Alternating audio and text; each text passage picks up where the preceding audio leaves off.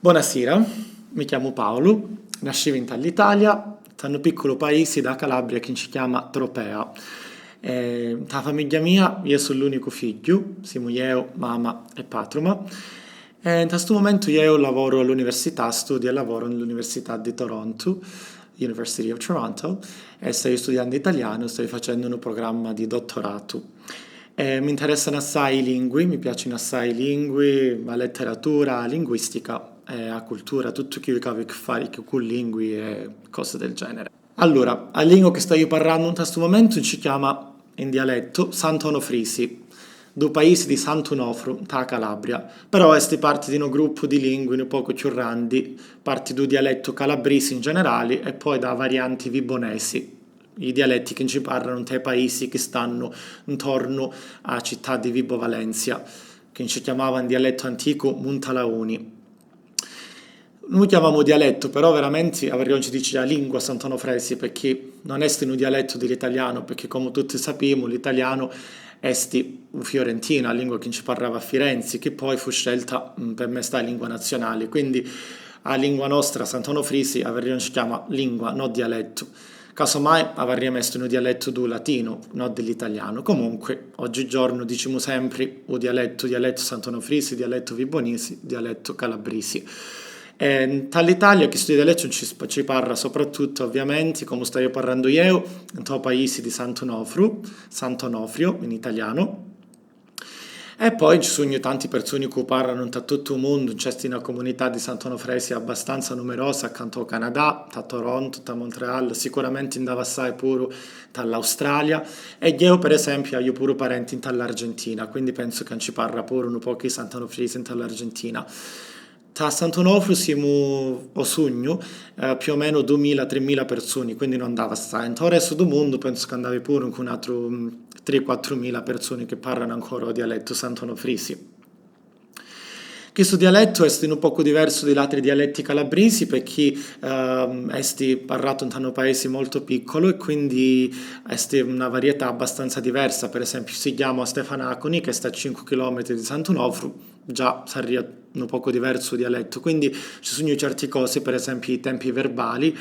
altre parole, per esempio, che vengono dal greco oppure dal latino, che però non passarono dall'italiano che rendono questo dialetto una lingua un poco diversa di altri, specialmente di altri dialetti italiani. Este però abbastanza simile pure al dialetto siciliano, aveva certe cose che sono abbastanza simili al dialetto siciliano e altre cose che sono simili al dialetto napoletano, però è una varietà abbastanza diversa. Mi preoccupo che il dialetto mio non ci parla più un altro anno perché già a generazione mia certe volte ne vergogniamo, ne pare che sia una lingua brutta, rozza, tamarra come diciamo noi. Quindi mi preoccupa un po' questa cosa che non ci considera come se fosse una lingua in sé per sé, ma ci considera così una lingua brutta che ci usa solo certe volte quando chiacchieriamo, quando scherziamo, oppure quando diciamo una parolaccia, quando gli estiamo, però non ci usa più assai per non ci comunica, per non ci conversa, specialmente la generazione mia. A Sant'Onofrio un po' che più, specialmente in campagna, però già se parliamo dialetto quando siamo in ristoranti oppure quando siamo fuori, che camminiamo, che passiamo, la gente ci vergogna a parlare dialetto e ormai ci parla più l'italiano, quindi certamente mi preoccupo che la lingua dei nostri antenati, dei nostri avi, di chi vennero prima di noi, tanto un altro anno scompari, perché i bambini ormai, i figlioli non parlano più dialetto ma parlano più italiano, oppure canto a Canada parlano più inglese. Per quanto riguarda anche una cosa che fu fatta per non ci preserva o dialetto, sicuramente ci sono tanti libri per quanto riguarda la lingua scritta, tanti libri che furono scritti di poeti, poesie, oppure libri di storie in dialetto, sicuramente, quindi questo è un modo per non ci preserva la lingua,